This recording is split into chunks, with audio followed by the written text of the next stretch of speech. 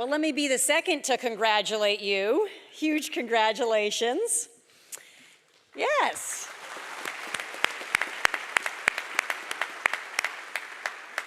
It is such an honor to join you today for this ceremony.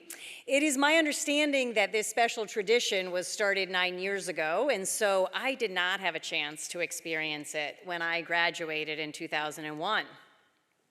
We also did not have the Bloomberg Student Center. Holy moly. And Charles Village, well, the options for going out in Charles Village was Charles Village Pub or, well, Charles Village Pub. I am glad to see it's still a dive, and I'm also really glad those walls can't talk. But a lot has changed since I walked to Mergenthaler Hall uphill, both ways, in the snow, barefoot, with my pet dinosaur in tow.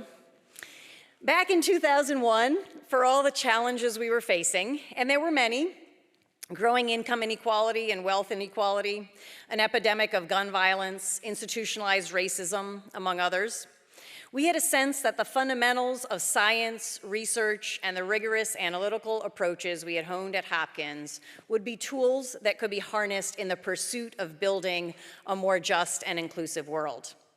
Soon after I graduated, advances in science, medicine, and foreign aid started to significantly decrease the number of deaths from HIV and AIDS worldwide.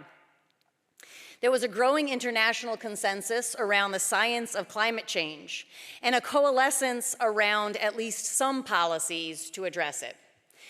Increasing recognition of the damages of the systems of mass incarceration slowly led to shifts towards evidence-based practices for healing and community safety. There was an increase in funding to understand women's health and gender-based differences in health outcomes and treatments. The historians among us were finding more broad acceptance as they looked at critically at all aspects of our history and made connections between historical events and current-day injustices. The movement towards marriage equality had made significant progress and eventually led to national protection of the right for everyone to marry the person they loved, a Supreme Court decision that I'm proud to say was built on a law from here in Maryland. For all the injustice and suffering in the world, my classmates and I had faith in the strength of our democracy, in the power of dialogue that could happen in the context of free speech, in the potential for government investment in research for the public good that would never be funded in a purely for-profit private sector, in the possibility of progress in all of these areas.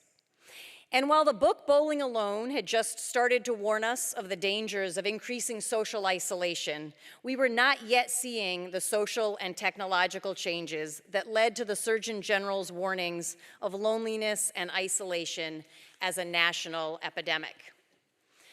I imagine as you look at the world you are graduating into, with democratic backsliding, with regular challenges to free speech, the undermining of science and scientific process, massive cuts to research and to programs of compassion, demonization of our immigrant neighbors and attacks on programs promoting diversity, equity, and inclusion, it might be hard to feel that same optimism. Depending on your area of study, you might be facing a particularly challenging future. It's possible that the more the world needs you and your area of expertise, the fewer opportunities for employment you see right now. But I did not come here to say, you might have gotten a student center and a Starbucks, but we had more optimism. Bummer. Just the opposite. I actually came here to talk about hope.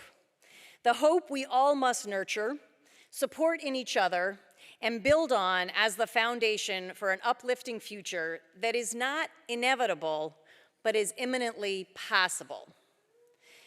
Despair is a natural response to this moment. When we look at cuts to scientific research, climate solutions, foreign aid, and the safety nets for healthcare and basic needs, we can see the deaths that could have been prevented, and our hearts break.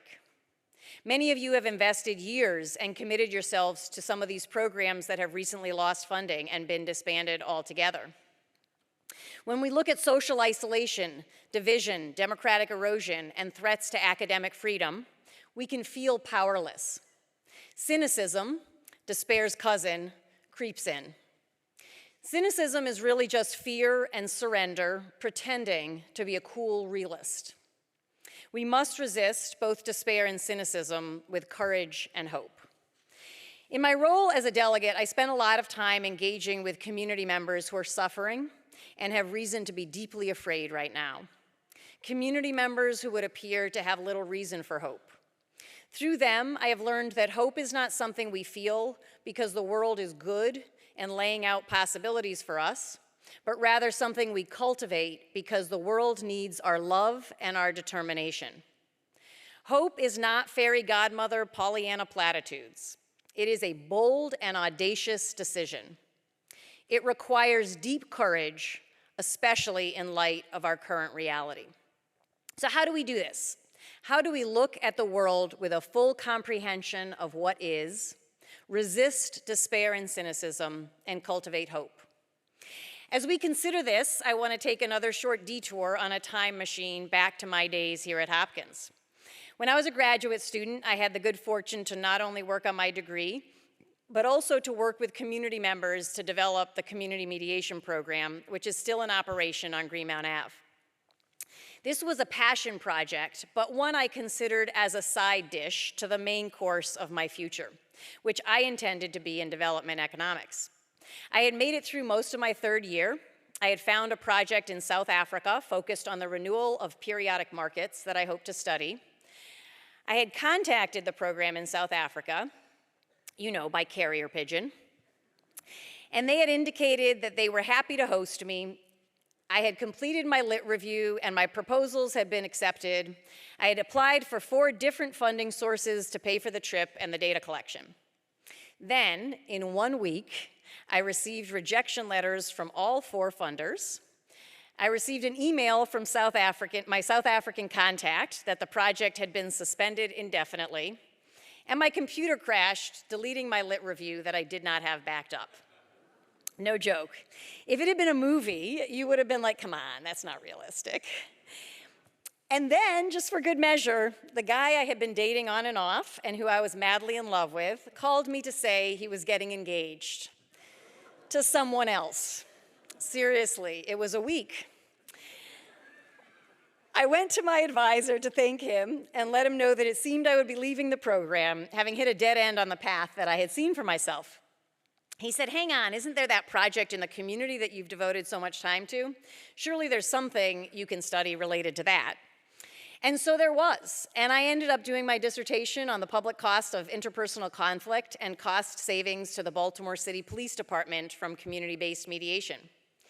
And this led to my career path in community mediation, violence prevention, and restorative justice.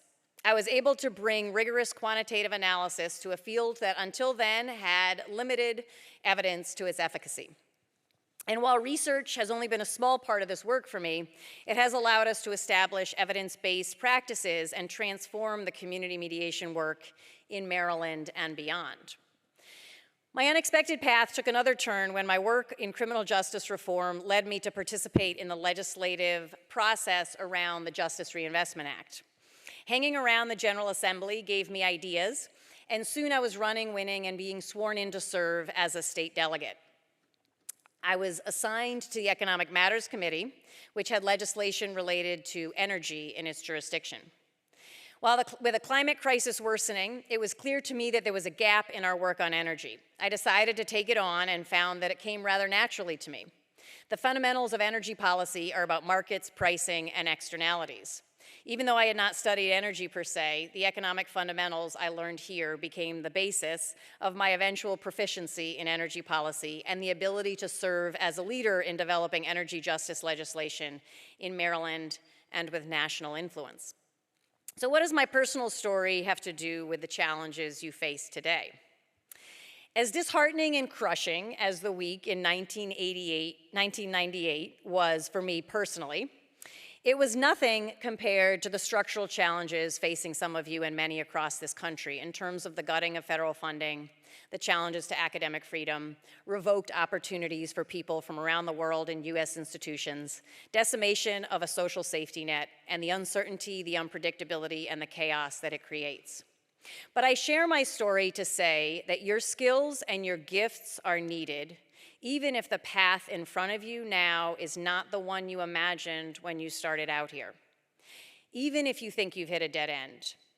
I hope you have found the mentors and the community members who help point you to the road that allows you to bring your gifts to help heal this world, even if you have to build that path by yourself, brick by brick. Sometimes we make the road by walking. The world needs your gifts, your perseverance, your skills, your creativity. But we don't just need you. As we build new paths for ourselves and for our country, we need to find ways to harness all of the types of gifts in our broader community. We need to find ways to understand and appreciate all of the different kinds of intelligence. Can you wire a three-way switch? Can you operate a drill for geothermal energy? Can you grow the food that we need to eat?